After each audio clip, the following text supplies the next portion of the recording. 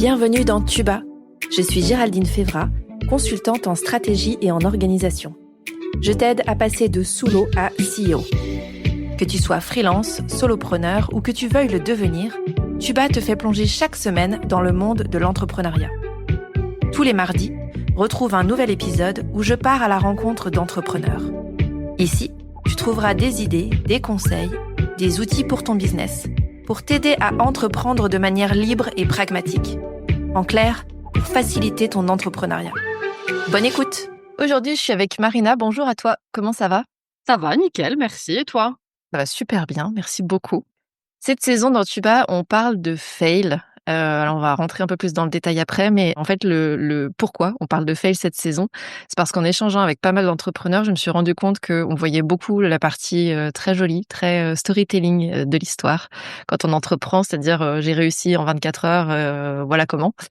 Et beaucoup moins toutes les vôtres, tous les doutes, tous les ratages, alors qu'il y en a aussi beaucoup. Et donc cette saison, je voulais aussi parler de cette partie-là, pour pouvoir aussi mettre en lumière que c'est intéressant de savoir comment ça se passe chez les autres et de parfois relativiser aussi avec justement ces fails-là. Donc merci d'être ici avec moi, Marina, aujourd'hui et de venir nous parler de ta vie de coachultante. Alors je ne te dis pas merci pour ce terme, business et mindset pour les Avec entrepreneurs. plaisir. Pour les entrepreneurs en galère, notamment sur la partie vente, stratégie, communication. Alors, qu'est-ce que c'est une coachultante? Alors, oui, j'aime créer des mots.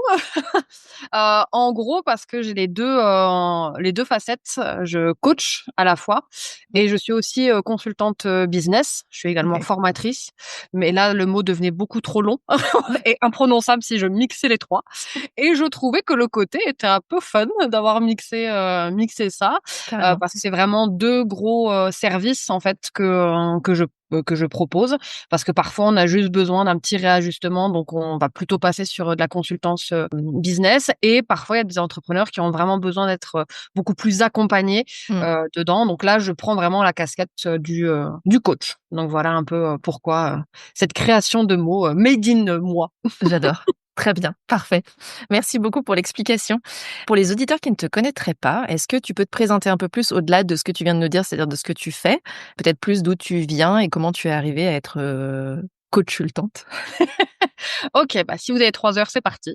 Non, je vais faire la version, courte. Donc, j'ai 36 ans. J'ai fêté mes 8 ans d'entrepreneuriat, le mois dernier, au mois de février. Bon anniversaire. De base, j'étais pas du tout prédestinée à être entrepreneur. J'étais enseignante de français, de littérature et de culture générale. J'ai enseigné aussi le cinéma pendant pratiquement 10 ans et puis étant aussi, de l'autre côté du miroir dans l'éducation nationale, parce que j'ai été jury d'examen et cetera, j'ai mis un stop à ma carrière en voyant que ça ne coïncidait plus du tout, à mes valeurs. Mais pendant ce temps-là, en fait, je me suis rendu compte que, ce que j'aimais beaucoup, c'était, de pouvoir accompagner, les élèves, les étudiants d'un point A à un point B. Donc je me suis intéressée, au coaching. D'abord, le coaching perso, donc vraiment pour les particuliers. Donc je me suis formée, sur Paris, là-dessus. Et puis très vite, je me suis rendu compte que ma cible, c'était pas vraiment les particuliers, parce qu'il y avait vraiment trop d'associations, de mauvaises associations avec tout ce qui est thérapeute, alors que moi, je ne suis pas du tout thérapeute. Même si j'ai un cursus de psycho, je m'associe pas, du tout à ça. Chacun son domaine de compétences et on n'agit pas du tout sur les mêmes, sur les mêmes choses. Donc, voilà, Clairement. ça, c'est très, très important pour moi. Et donc, je me suis réorientée plus vers les entrepreneurs parce qu'à l'époque, le vieux dinosaure de dire ça, mais à l'époque, la digitalisation n'était pas celle qu'on connaît aujourd'hui et c'est vrai que pour se faire connaître, il y avait rien de mieux et encore aujourd'hui de toute façon, il y a rien de mieux que de networker en présentiel et à force d'apéros, de petits déj et cetera, beaucoup, ouais, ça OK. fonctionne très bien ça. Beaucoup d'entrepreneurs venaient vers moi, en fait, et me demandaient, des conseils ou si je pouvais les accompagner à mieux gérer leur vie pro et leur vie perso. Parce que c'est vrai que quand on est entrepreneur, faut réussir à pouvoir trouver un équilibre. Mmh. Et je me suis dit: «Les pauvres, je peux pas les laisser comme ça, ils sont plusieurs à me demander, il va falloir que je fasse un truc». Donc du coup, je me suis reformée, cette fois-ci au coaching business, parce que mis à part le mien, je n'avais aucune idée de la gestion d'un business, autre. Donc du coup, j'ai repris des études de com, j'ai repris des études aussi de stratégie. OK. Quand j'ai quitté l'éducation nationale, j'ai changé de boulot totalement. J'avais donc mon activité qui n'était encore qu'en complémentaire. Mais du coup, je suis devenue commerciale dans le bâtiment, chose qui n'a strictement rien à voir, on est bien d'accord. Mais du coup, j'ai fait du porte-à-porte. Mmh. Donc tout ce qui est technique de Ça aide prospection, vachement, ouais. voilà, j'ai tapé dans le dur directement, c'est le cas de le dire. Parce que, à l'époque, dans cette entreprise-là, en tout cas, fallait faire ses preuves en porte-à-porte. Ensuite, tu pouvais passer sur rendez-vous téléphonique. Donc la prospection téléphonique, j'ai fait aussi avec les particuliers et une fois que tu avais fait tes preuves avec les particuliers, tu pouvais passer avec les entreprises. Donc il y avait vraiment ce OK. côté, gravir, les échelons qui m'a Ouais, beaucoup plu et puis ensuite, je suis venue habiter en Belgique parce que mon mari, est belge. Enfin, à l'époque, il était pas encore mon mari, hein, mais est belge. Donc du coup, c'était plus facile pour moi de venir ici.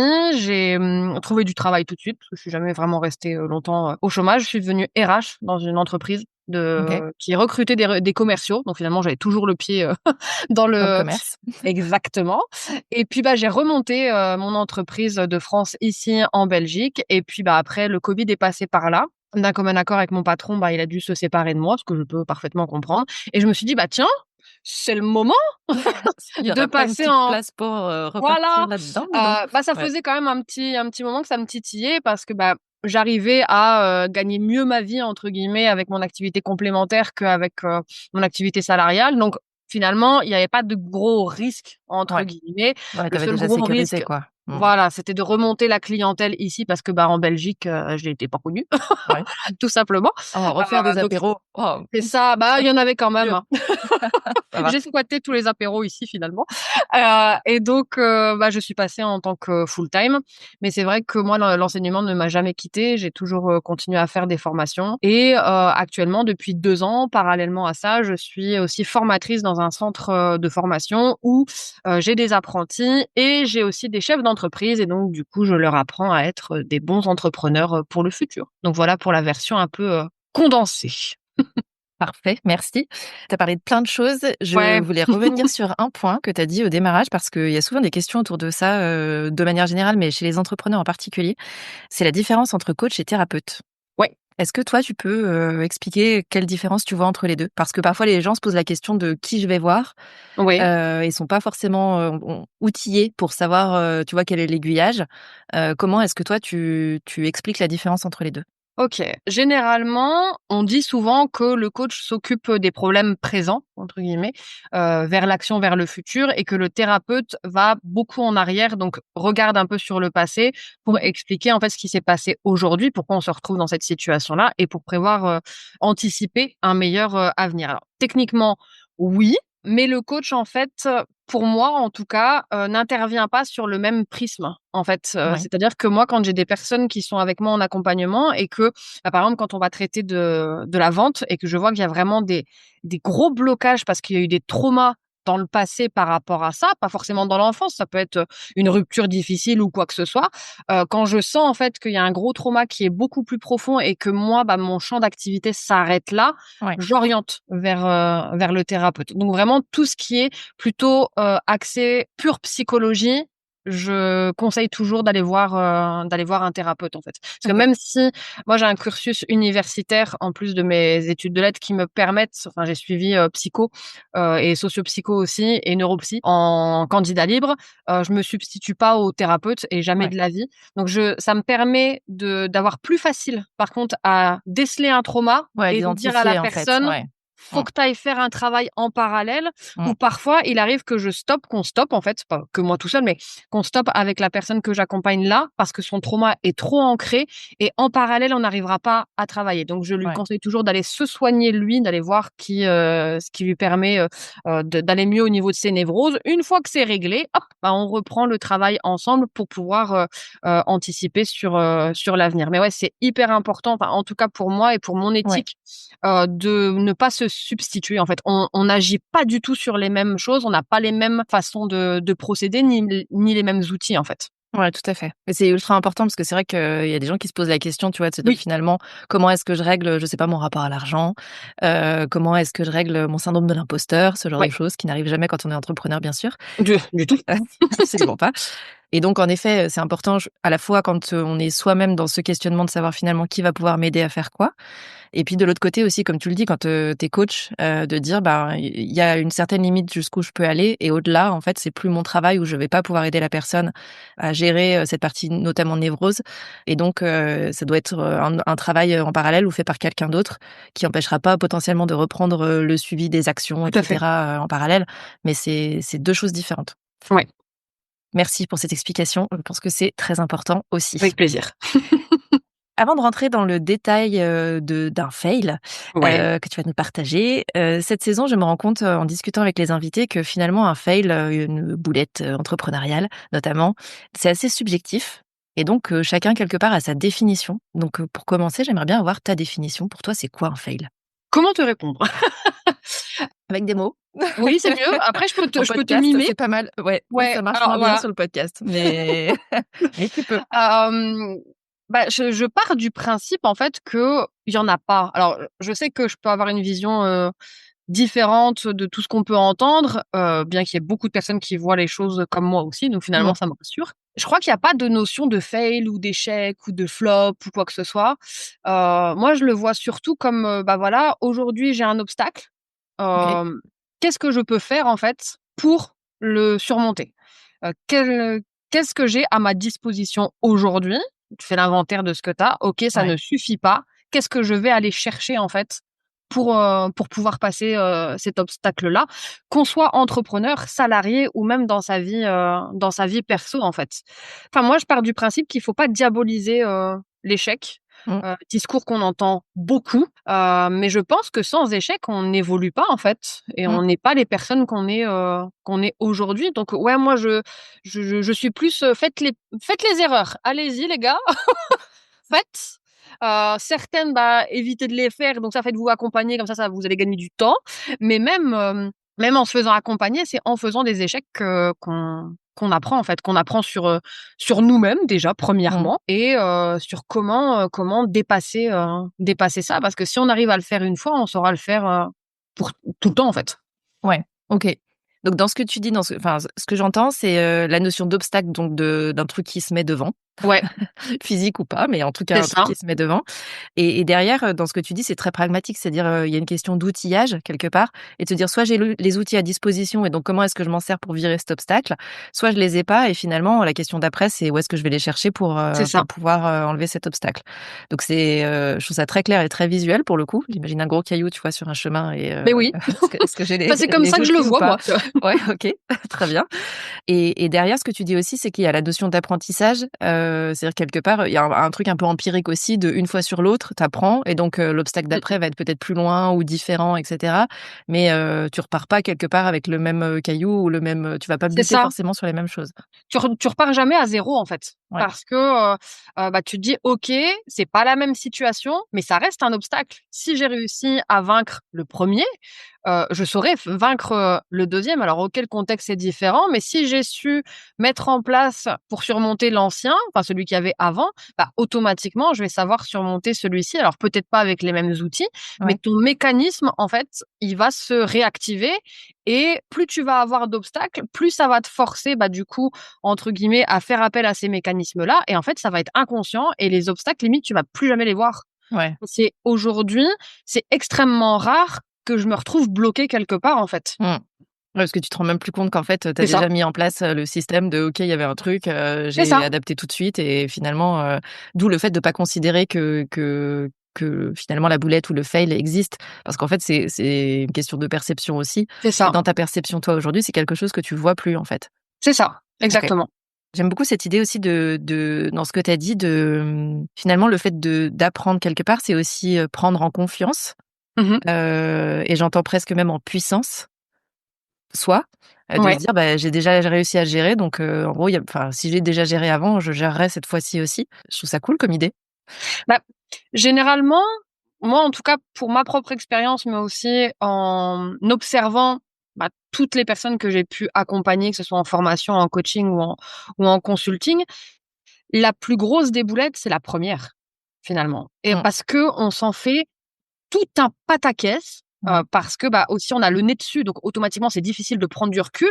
On va voir un immense rocher Et puis finalement, à force de prendre du recul, on va se dire, il était pas si gros que Non, ça. ça va.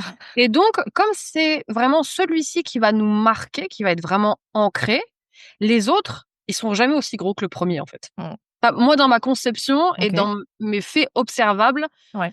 le premier, ça a été, pas la catastrophe parce que tu C'est sais peut-être quand le même plus marquant réagir, du mais coup. voilà, Ouais. c'est le plus marquant. OK. Les autres, tu dis: «Ouais, allez, c'est du pipi de chat à côté, tu vois?» C'est ça. Ça Il y a passe. un obstacle fondateur que tu Voilà, prends dans la tronche bien comme il faut et après c'est bon. exactement. Derrière, ça déroule. C'est ça. Parce OK. que justement, à force de mécanismes, tu prends beaucoup plus rapidement du recul, donc Ouais. tu le vois beaucoup plus petit, Ouais, aussi. automatiquement. Ouais. Donc il y a une question de prise de recul aussi et Ouais, de d'oser finalement. Pas D apostrophe oser, mais de doser c'est le ça. au sens dosage, en se disant finalement, par rapport à ce que j'ai déjà vécu, donc de pouvoir comparer aussi en se disant, ce que j'ai vécu avant, ma perception c'est que c'était quelque chose de plus gros, là finalement ça va, je suis en capacité de le gérer et je pense qu'en effet dans la gestion de l'échec, la perception qu'on en a soi-même et le recul qu'on arrive à prendre ou pas dessus est extrêmement impactant sur notre capacité à résoudre le problème en tant que tel, en fait. Mais clairement et puis même au niveau de l'outillage, c'est-à-dire c'est comme quand, tu vas, je sais pas moi, faire des réparations chez toi, ou construire, quelque chose. Au départ, tu as un marteau, un tournevis, puis finalement tu te dis: «Ah ça ne suffira pas à démolir ce mur». Mmh. Donc tu vas au magasin, tu vas acheter autre chose. «Ah tiens, il me faut encore autre chose» et finalement quand tu te retrouves avec un deuxième mur chez toi à abattre, tu as déjà tout le matos en fait. Tu sais très bien que tu vas devoir aller chercher ta scie sauteuse, ton machin, ton burin et cetera et cetera. Tu plus besoin de courir au magasin Ouais, tout à fait. tous les 5 minutes, donc automatiquement, ça te prend moins de temps et quand tu vois ce mur-là, tu dis: «Ouais, c'est bon, j'ai abattu le premier, ça m'a pris la tête. C'est ça. Le deuxième, ça va passer». En plus, j'ai déjà fait, maintenant je sais faire, donc parfait. Exactement, Merci pour l'image. La deuxième, j'adore. avec plaisir. J'aime les choses imagées. Ouais, ouais, ben moi aussi, donc ça me parle tout à fait. Au-delà donc de la définition, est-ce que, tu peux nous expliquer, le fail que tu voulais nous partager, du coup? Oui, faut que je m'en souvienne. Non, je plaisante. La plus grosse, «boulette» entre guillemets, le plus gros apprentissage où je n'étais pas encore outillée, pour ça, c'est lors de ma première formation. Mmh. On était venu me chercher pour animer un groupe, je crois de 12-13 personnes sur justement le mindset de l'entrepreneur et tout et puis, ancienne, prof, tu bien que les cours étaient faits, enfin j'avais mon fil conducteur et cetera et cetera. Ouais. J'avais tout fait. La nana qui était venue me chercher, elle m'avait dit: «Ah bon, OK, il faudra quand même un syllabus pour donner». Donc j'avais vraiment fait tous les papiers, tout ce qu'il fallait. On était d'accord, on avait, signé pas réellement un contrat. On Ah, avait on s'était mis d'accord, taper dans la main, le fameux. voilà. Oui. Moi, je suis une personne de parole, donc j'imaginais que la personne qui était en face de moi était comme moi. Donc arrive le moment de faire la formation et cetera. Tout se passe bien. Enfin, j'ai un groupe, qui est vraiment très cool, ça se passe bien. Moi, je kiffe être devant des gens, donc c'est, un gros kiff, pour moi. Je donne tous les documents et tout et 2-3 semaines, plus tard, quand, arrive le moment où, il faut quand même un petit peu me payer parce que bien Mmh. évidemment, je me suis pas fait payer d'avance ou j'ai pas fait 50. Voilà, c'était au Retour début, à enfin la confiance, c'était tout ça et au voilà, je démarrage, crois que c'était voilà. ma première année, tu vois, d'entrepreneur, donc j'étais encore un bébé. Mmh. Je ne savais pas trop, je pensais que c'était le monde des bisounours. C'est ça. La personne qui était très sympa au demeurant me dit: «Bah, ouais, mais en fait, on n'a pas signé de contrat, donc je peux pas te faire de facture». Mmh. Voilà, donc merci. Sachant en plus combien eux l'avaient vendu, je trouvais ça un petit peu culotté, vois-tu? Parce que OK, même par rapport au prix sur lequel on s'était mis d'accord, eux se faisaient une bonne marge de tabac. OK. Donc finalement, à force, de négociations, parce que n'oublions pas que j'étais quand même commerciale, j'ai réussi à être payée, mais bien évidemment pas dans ce qu'il fallait. Enfin bref, ça a été tout un bordel administratif Mmh. et la nana me dit: «Ah je te rappellerai pour d'autres formations et tout». Je dis: «Oui, oui, t'inquiète Ça va pas». aller. Voilà. Et moi de mon côté, je me suis dit: «OK Marina, alors elle peut te rappeler, mais dans ces cas-là, c'est toi qui fais le contrat, c'est toi qui fais signer le contrat. On ne part pas sans que le contrat soit signé, sans que la moitié, un acompte et cetera et Mmh. cetera».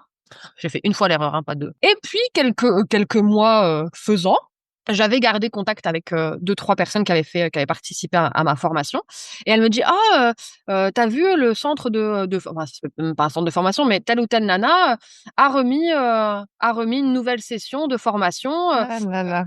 c'est cool, tu la réanimes et tout». Je dis: «Pardon?»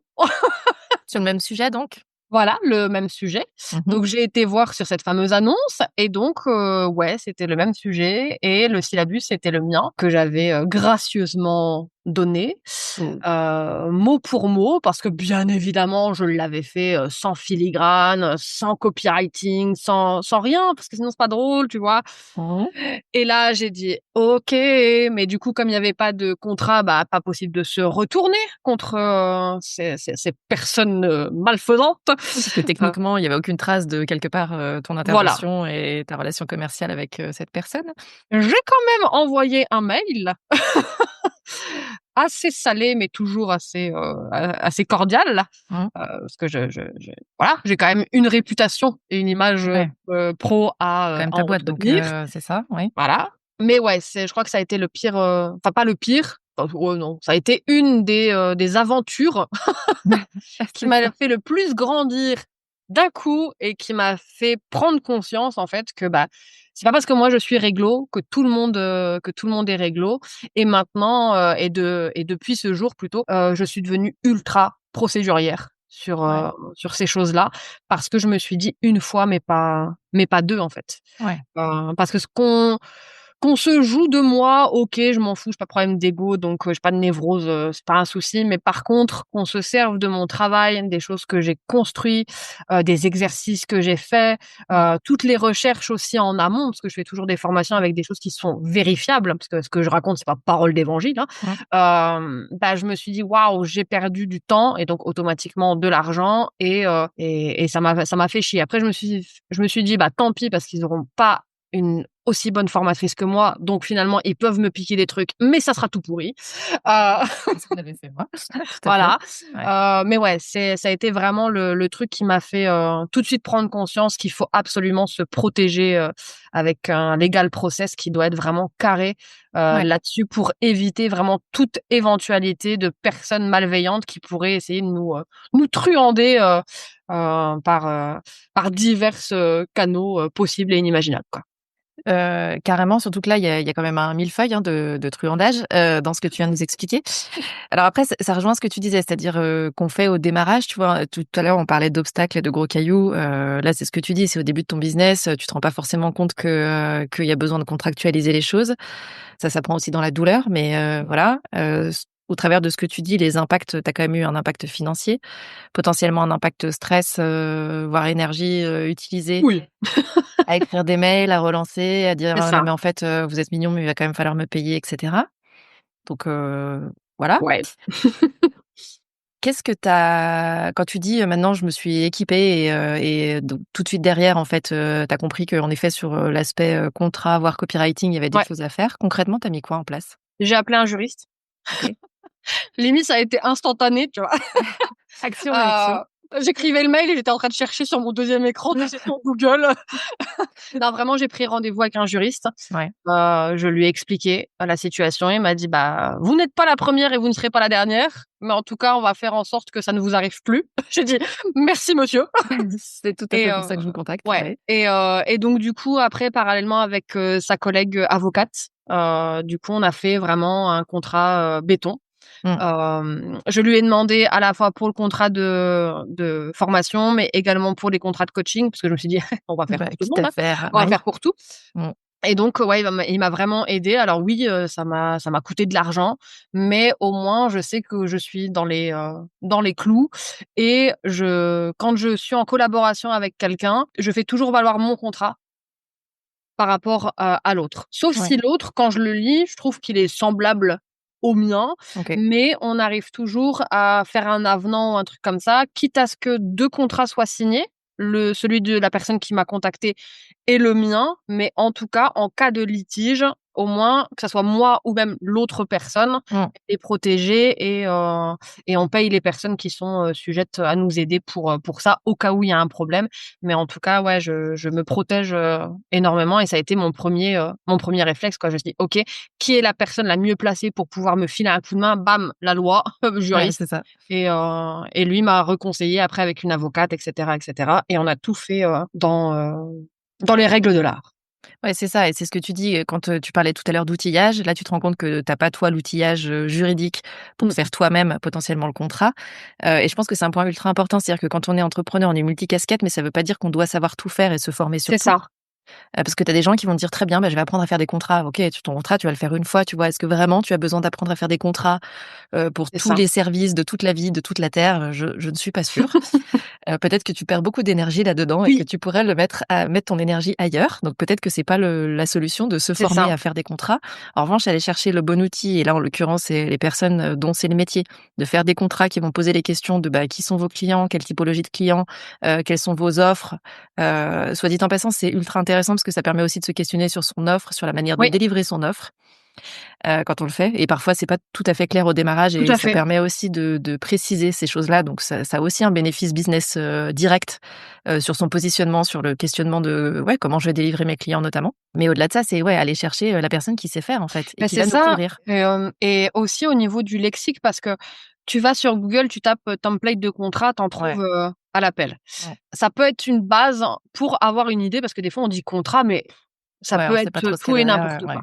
Sauf qu'en fait, moi, je voulais vraiment une terminologie spécifique à mon métier, en fait Mmh, et à mes services mmh, pour justement limite, j'étais devenue une psychopathe, déjà je suis une psychopathe du langage, mais encore plus parce que, je me suis dit: «Il suffit que je tombe sur, je ne sais pas, quelqu'un encore moins bienveillant que la première personne qui m'a fait ça mmh, et que lui connaisse par contre, bah, voilà, tout ce qui est juridique et cetera et qu'il arrive à me coincer sur un terme parce que des fois, c'est tellement triste, mais on se fait avoir sur une terminologie qui n'est pas ouais. bien placée ou alors, on a utilisé tel ou tel synonyme alors qu'on n'aurait pas dû.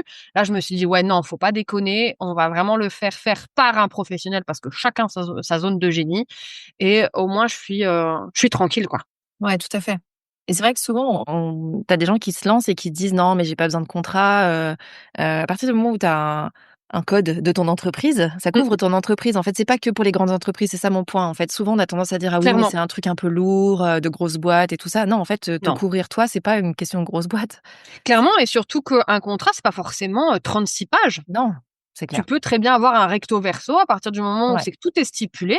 Mmh. Merci, au revoir. C'est comme les CGV, en fait. Ouais. Combien d'entrepreneurs et je leur râle dessus quand ils viennent en formation Ouais. ou en coaching avec moi, où c'est une des premières questions que je leur pose de toute façon, je fais: «Est-ce que Mmh. vous êtes OK avec la légalité?»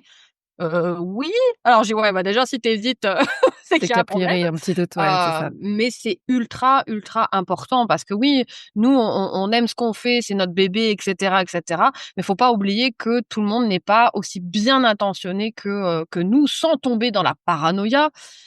Mais parfois quand, il s'agit de questions d'argent en jeu et tout, ça révèle aussi tellement le mauvais visage des gens Absolument. que vaut mieux être procédurier. Alors oui, ça prend du temps, mais en fait, vous serez bien content après parce que ça va vous éviter, des chipotteries administratives, de perdre de l'argent, de perdre encore plus de temps et de perdre des nuits parce que vous allez passer, des nuits blanches à être dans votre lit comme un Mmh. hibou, quoi. Donc ouais, Dire: «Mon Dieu, qu'est-ce que je peux faire?» c'est ça, Et en effet, tu disais c'est un investissement, mais imaginez si vous faites une prestation, que vous réalisez et qu'elle n'est pas payée, exactement, c'est une perte. totalement. Donc c'est à mettre, aussi au regard de ça, et on parlait du côté un peu négatif de pas avoir de contrat, c'est-à-dire de se dire on peut se faire, enfumer et quelque part on n'est pas protégé. Mmh mh. Il y a aussi des côtés positifs. On parlait tout à l'heure du positionnement et du fait de quelque part se poser des questions qui vont permettre de venir préciser ce qu'on fait, comment on le fait. Moi, pour l'avoir vécu aussi, j'avais pas dans mes contrats, parce que j'avais pas de contrat la première année, j'avais rien stipulant, que, par exemple, sur une mission, je pouvais, travailler avec quelqu'un d'autre et potentiellement déléguer certaines tâches. Ouais, Donc en fait, moi, je partais du principe que c'était moi qui devais tout faire chez mes clients Et en fait, en discutant avec une juriste 1 an, donc après avoir démarré, au moment où j'ai fait mon contrat, sans avoir eu moi de pain entre les 2, c'est juste qu'à un moment je me suis dit: «Ma bonne étoile ne va pas durer, donc il faut quand même que je fasse un truc entre les 2». Elle m'a dit: «Mais tu sais, en fait, on peut ajouter, une clause disant que, il y a des choses que tu vas faire toi et où tu vas être en Mmh. direct du client, mais il y a aussi des choses que, tu t'autorises à déléguer et après la manière dont tu le gères, c'est toi qui gères ça». Et il se trouve que ça m'a bien servi dans les premiers contrats que j'ai signés derrière parce que j'ai eu un moment une, augmentation de charges. Ouais. J'étais plus moi forcément en capacité de tout faire et du coup, j'ai délégué certaines parties de ce que je faisais chez mes clients actuels. Et donc en fait, c'est hyper positif parce que je pensais pas que légalement c'était possible ou en tout cas, je savais pas comment couvrir ça auprès des clients en me disant: «Si c'est moi qui vends, c'est forcément moi qui délivre». Ouais, ouais, bien sûr. Contractuellement, non, il y a une autre option et Mmh. donc je pense que je suis pas juriste, mais j'imagine qu'il y a d'autres, manières ou pistes aussi qui peuvent être évoquées quand on commence à parler, de ces sujets de contrat, et d'un point de vue plus positif que, de se prendre un pion, c'est-à-dire ne pas être, payé ou, voilà. C'est ça. Moi, je sais que, par exemple, pour mes contrats de coaching et même de formation, de consulting aussi, je fais toujours donc le contrat et un ordre de mission. Ouais, Ça pareil, le juriste m'avait dit: «C'est toujours bien d'avoir les 2 ouais, documents». mmh, Parce que l'ordre de mission, c'est vraiment ton fil conducteur où tu rappelles, tes droits et tes obligations en tant que prestataire de service, mais ouais. aussi les droits et les obligations Tout à fait, des 2 du côtés. client. Tout à Et fait. donc du coup, quand il dépasse un peu les limites, tu peux Mmh. très bien renvoyer en disant: «Bah non, ça ne rentre pas dans mon ordre de Regardez la mission». liste. Est-ce que ce que vous me demandez Voilà. est dans la liste? Non. Ah! Eh bah, tant pis, bah, si vous voulez que Dommage. j'ajoute, et bah, du coup, je fais un avenant et Absolument. ça comme ça, tu es pas obligé de re-signer le contrat, mais Ouais. par contre, tu peux faire des avenants et Mmh. même, revoir au niveau de la tarification et tout. Donc, bah, vous qui nous écoutez, vraiment n'hésitez pas à faire les 2 parce que ça peut vous sauver la vie, en fait, hein, disons-le clairement. Ouais, c'est clair. C'est clair et sur des logiques de ne pas se faire payer par des clients, enfin, ça peut aussi planter des business Oui, quand c'est répété et que ou sur des montants, vraiment très importants. exactement. En effet, ça peut, faire planter des business. Dans les apprentissages, tu disais tout à l'heure que, dans cette expérience, tu ne faisais pas, tu faisais payer après ta prestation. Est-ce que, de ce point de vue-là, tu as changé? Est-ce que tu fais toujours payer après ou pas? Non. Non, non, non, maintenant je fais différemment en fonction de la personne, en Mmh. fonction de la mission. Généralement, on part toujours sur un schéma acompte, de au minimum la moitié Mmh. et le reste après quand, c'est une formation. Parfois, il y a des personnes qui me disent: «Non, non, moi je vais te payer la totalité avant», donc bah, OK, pas de problème. Quand on est, en coaching, par contre, il y a toujours un acompte de, 20 sur la totalité, mais il y a possibilité de payer en plusieurs fois sans frais, OK. parce que, bah, l'argent doit pas non plus être un frein quand il y a des personnes qui veulent vraiment, investir sur eux et vraiment évoluer. Donc ça, c'est quelque chose, avec la personne avec qui j'en discute, en fait, au OK. niveau des Oui, cas conditions de par cas, paiement. en fait, Voilà, OK. il y a possibilité de pouvoir payer en plusieurs fois tant que mais tout est calculé, les factures, ils sont prévenus quand est-ce que les factures arrivent, ils ont tant de jours pour la régler, sinon, bah, relance, machin et cetera, ça truc judiciaire et tout. Si jamais ça va trop loin, bien évidemment, hein, pas la première relance, entendons-nous bien. Première relance, je t'envoie les avocats. Voilà, «Eh, les Wouhou! huissiers chez toi et tout, ding dong!» Non, non, non, non, n'abusons pas. Mais voilà, il y a cette possibilité-là, qui est faisable, mais c'est sûr que je ne commence rien tant que je n'ai pas d'acompte Ouais. sur mon compte. Voilà. Et c'est important, Oui. parce qu'il y a aussi pas mal de freins, chez les entrepreneurs de: «Mais non, je peux pas demander ça, ça se fait pas. Oh si. Quand j'étais salarié, c'était pas comme ça qu'on faisait, j'ai mon salaire après, avoir travaillé tout le mois, pas avant» et cetera. En fait, il y a plein de freins, plein de croyances, par Oui. rapport à ça et je trouve ça intéressant aussi de savoir comment potentiellement ça se passe, chez les autres et de se dire qu'il y a peut-être d'autres options à envisager que de se Tout à faire fait. payer tout après. Surtout quand on est sur de la prestation intellectuelle, faut juste partir du principe que quand on est sur du conseil, du coaching, une fois qu'on a donné les conseils, on peut pas les récupérer. C'est-à-dire que c'est pas comme un produit en fait, C'est ça. qu'on pourrait récupérer dans l'absolu. Une fois que les conseils ont été dilués, que que les échanges ont été faits, on peut pas enlever, c'est pas Men in Black où on fait un C'est poup ça, on peut pas pour flashouiller les gens. récupérer. Non, on ne flashouille pas. C'est on ne flashouille pas. Donc donc et vous qui nous écoutez, si vous avez un doute là-dessus, réfléchissez aussi à ça. Peut-être que ça peut mettre en perspective cette idée de se dire: «Tout payer après», c'est aussi mettre en risque le fait que j'ai donné tout mon savoir, mes compétences, mon expertise et cetera et ça, c'est tout à fait OK, hein, c'est le principe, d'un échange commercial, mais sans avoir eu encore de paiement avant. Mmh. Donc parfois on peut et tu l'as dit, Ça peut être au cas par cas. Il peut y avoir un acompte avant et l'acompte est pas forcément le même en fonction des typologies de personnes qui sont en C'est face. ça. Donc il y a plein de choses qui sont adaptables. C'est juste ça se réfléchit, ça s'anticipe. Mais en tout cas, le paiement 100 après la prestation est loin d'être, le modèle unique. Ouais, tout à fait. C'est comme, il y a des entrepreneurs que je connais et d'autres que je ne connais pas personnellement, mais qui le font aussi. Par exemple, leur appel découverte, ils les font payer. Mmh. Et après, bah, si la personne, travaille, enfin si le potentiel, le prospect est OK pour travailler avec l'entrepreneur, bah, c'est déduit de Ouais. la facture finale. Mmh. Et pendant longtemps, je sais qu'il y en a beaucoup qui s'en sont pris plein la tronche en disant: «Ouais, c'est n'importe quoi, pourquoi tu fais payer les appels découvertes et tout?»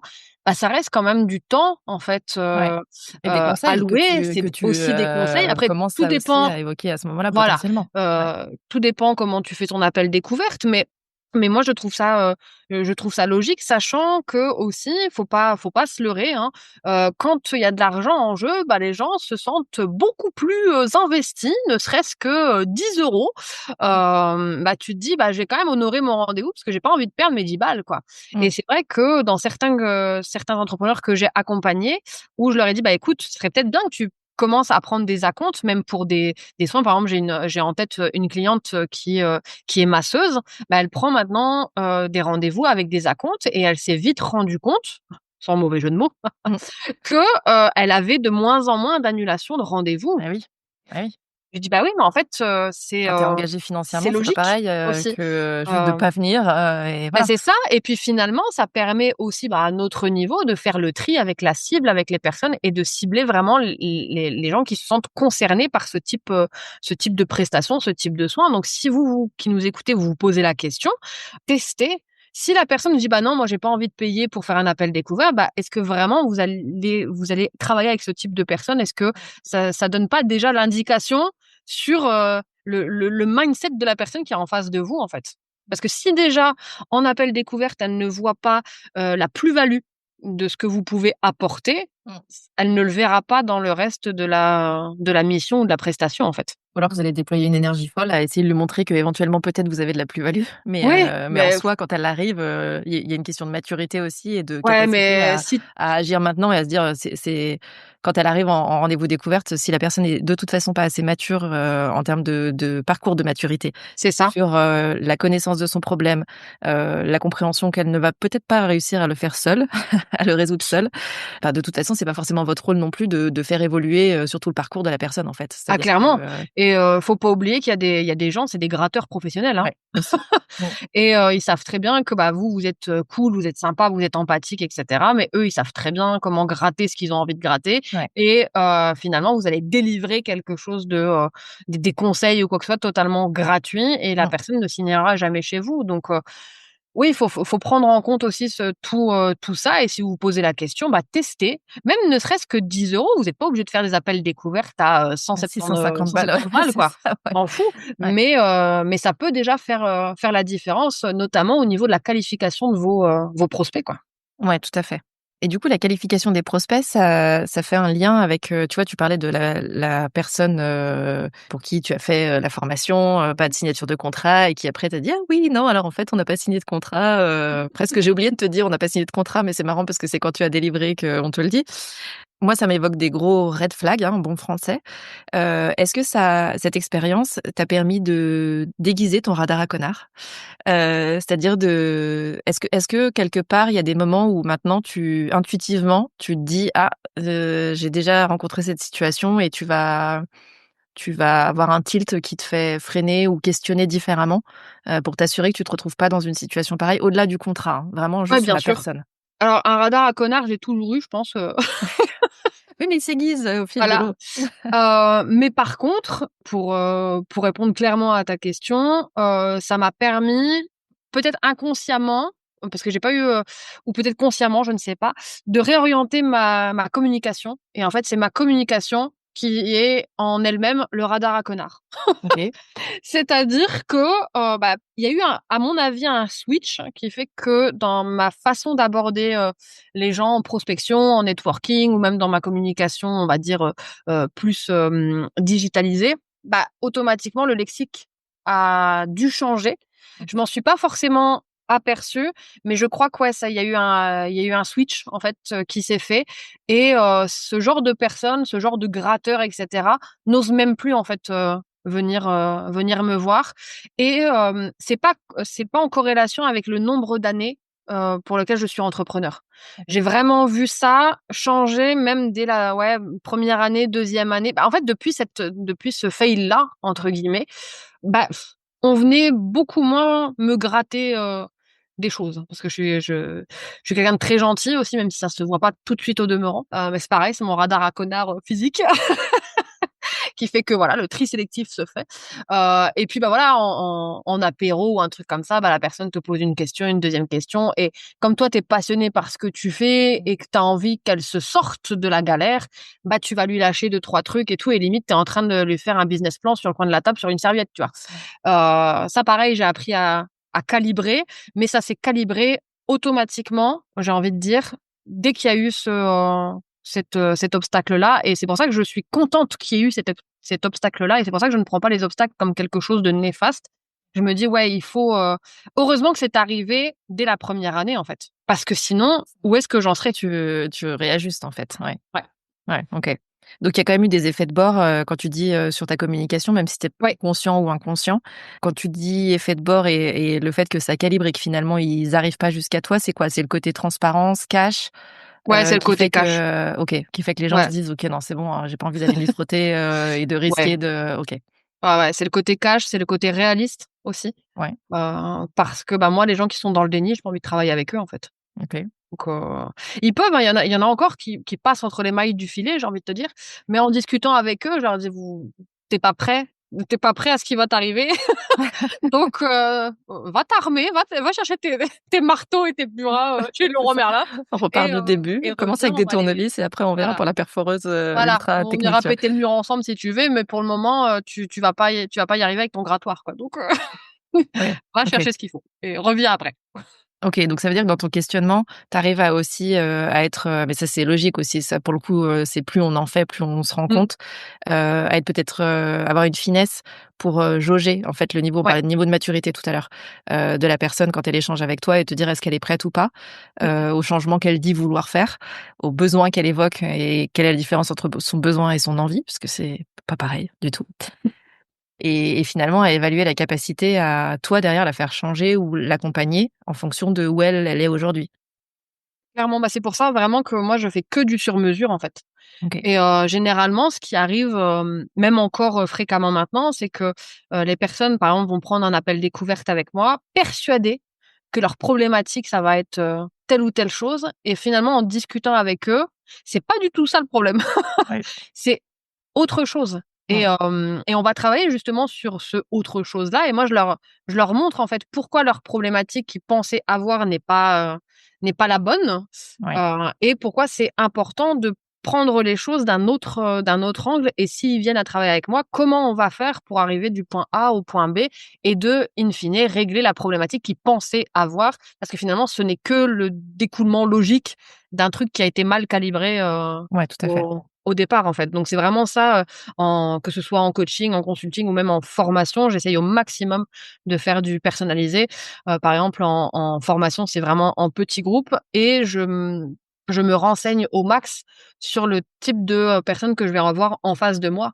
Je les rencontre vraiment une première fois avant qu'on commence, les modules de formation et en fonction, bah, des conseils que je vais donner ou des exercices, je module vraiment. Tu vois, par exemple, là, dernièrement, dans la formation que je donne, j'ai autant, des entrepreneurs qui ont une boutique physique que des entrepreneurs qui travaillent dans le digital, mais ils ne travaillent pas sur les mêmes choses, sur les mêmes plateformes et cetera et donc j'ai construit aussi la formation par rapport à leurs besoins à eux. Donc c'est sûr que ce n'est pas aussi poussé qu'en coaching perso, mais C'est quand ça leur même parle quand même, adapté, en en fait. fait. Ouais, tout à fait. Et du coup, tu as parlé, de quelque chose qui est, je pense, très important, c'est cette idée de calibrage, en fait. C'est-à-dire qu'il y a beaucoup d'entrepreneurs, quand un prospect arrive, c'est un peu en mode: «Ouh, j'ai un prospect, trop bien!» Mais du coup, je vais pas trop le questionner non plus. Mmh. Et tu l'as dit, le problème pour lequel les gens appellent en premier est rarement le vrai problème. Oui. Et je pense que c'est notre responsabilité d'entrepreneur, quel que ce soit de la formation, du coaching, enfin peu importe du conseil, peu importe ce qu'on fait. Je pense que c'est de notre responsabilité de poser des questions pour, vraiment aller au fond du sujet, en fait, et pas rester en surface. Parce que rester en surface, ça voudrait dire potentiellement traiter un sujet ou un problème qui n'est pas le bon. Mmh. Et donc en sortie, la personne n'est pas beaucoup plus avancée ou alors, C'est on a ça. déplacé le problème ailleurs. Pour revenir au gros caillou sur le chemin, on l'a mis sur le chemin d'à côté, mais au final, voilà, on a toujours un caillou donc Il est toujours là. oui, c'est ça. Est-ce que vraiment on a avancé? On ne sait pas. Mais je pense que c'est un point ultra important, en fait, cette idée de calibrage et de questionner. C'est pas parce que c'est un prospect que déjà il sait forcément exactement ce dont il a Mmh. besoin, comment, pourquoi et qu'il a été lu au bout de sa réflexion, parce que Tout c'est à très fait. difficile de réfléchir, sur ses propres, problématiques. Il a fait un premier pas en vous contactant, génial, mais ça exempte pas de poser des questions, en fait. Ouais. Bah, alors après, faut pas non plus que ça soit un interrogatoire du FBI, Non, on bien imagine sûr. bien. Ouais. Mais techniquement, c'est du dialogue. Donc, Ouais. dans l'appel découverte, le but, c'est de faire parler un maximum, la personne qui est en face, de vous. Donc même sans le questionner tout de suite, vous allez avoir automatiquement des réponses.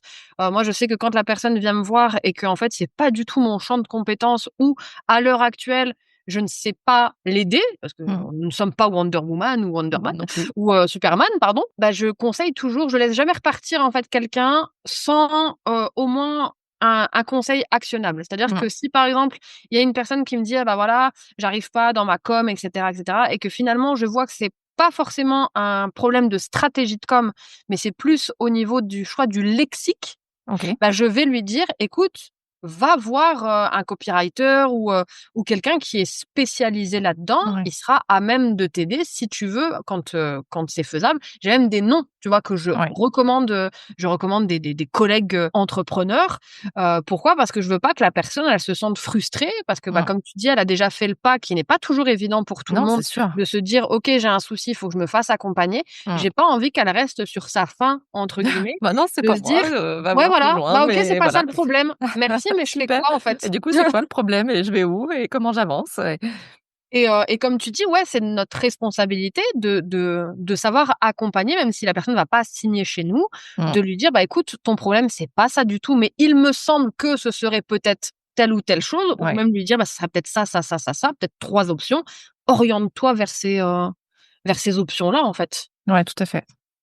C'est beaucoup plus On est honnête. Enfin, raccord. moi, en tout cas, c'est une démarche honnête que j'affectionne particulièrement, quoi. Ouais, je pense, que c'est une démarche tout à fait, en effet, honnête et pour moi, ça montre aussi une certaine expertise, parce que quand on est expert de son Totalement, sujet, on sait aussi où ça s'arrête, notre expertise et je pense que quand un prospect arrive, c'est aussi ce qui vient chercher l'expertise, c'est-à-dire d'être guidé quelque part et par c'est les ça. questions et dès les premières questions et en effet, on n'est pas sur le FBI mais dès les premiers échanges, je pense que c'est vraiment important d'avoir, cette logique de se dire, si on vient me contacter en tant qu'expert ou experte, c'est aussi qu'on attend, que le prospect attend d'être guidé et donc bah, c'est mon rôle de le guider, en fait. Bah, c'est ça, parce que moi je me dis toujours et c'est ce que je conseille tout le temps, je dis: «Mais mettez-vous en fait à la place de vos prospects.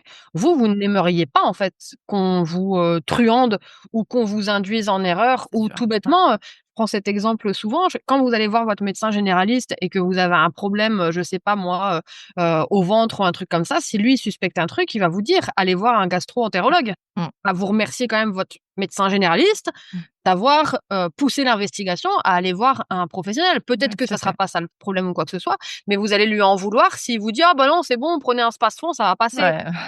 Bah non, alors c'est sûr que nous ne sommes pas des médecins généralistes, hein, on vient Non. pas demander conseil, mais c'est quand même mieux que de faire, enfin de prendre la personne, de la faire rentrer dans un process, peu importe, de coaching ou Mmh. quoi que ce soit et qu'elle soit déçue à la fin. Moi je me dis: «Bah, pour mon image professionnelle, jamais de la vie, quoi». Ouais, c'est clair.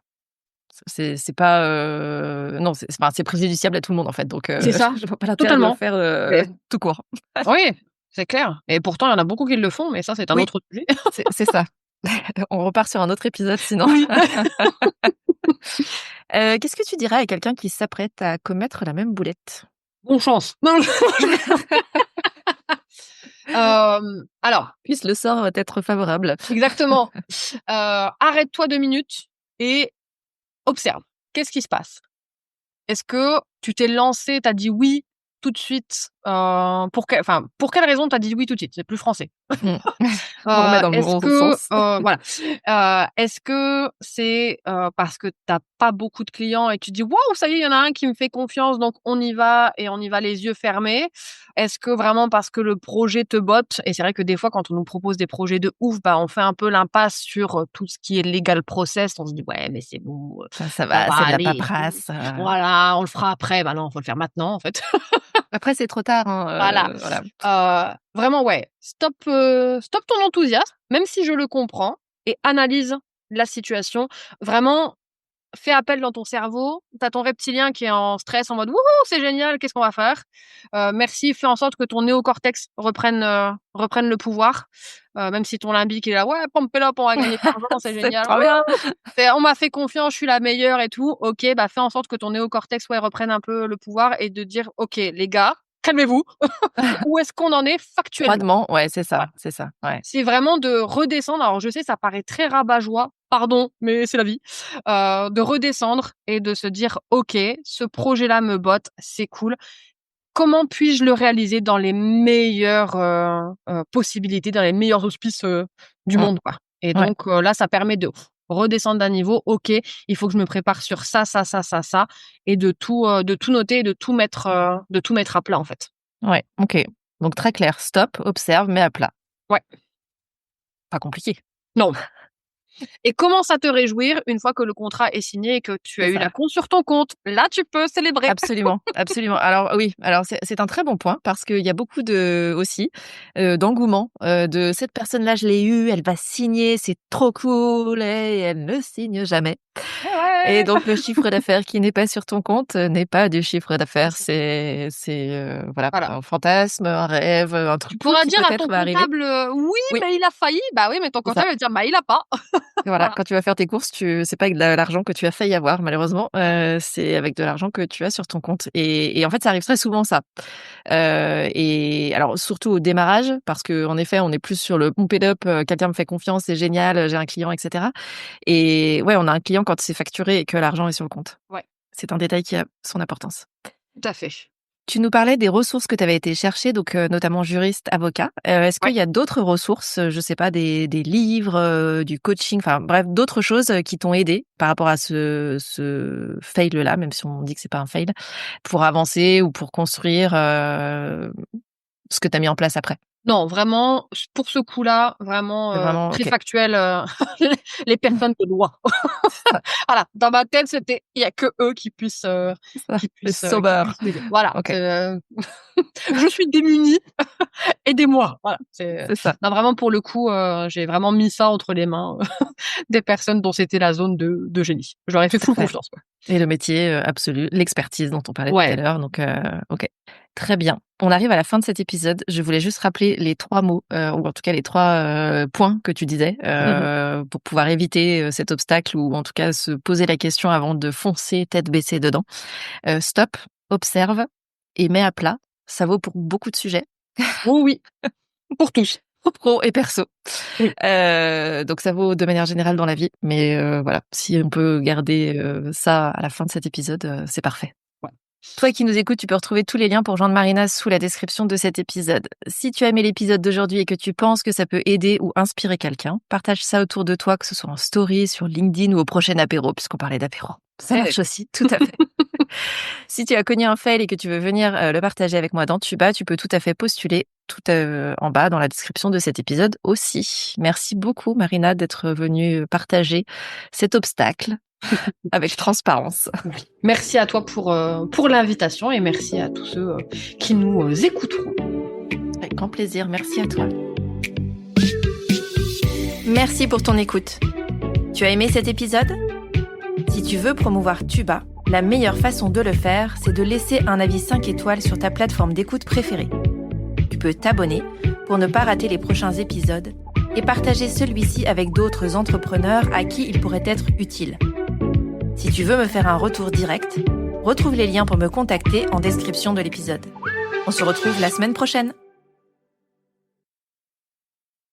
Free audio post-production by alphonic.com.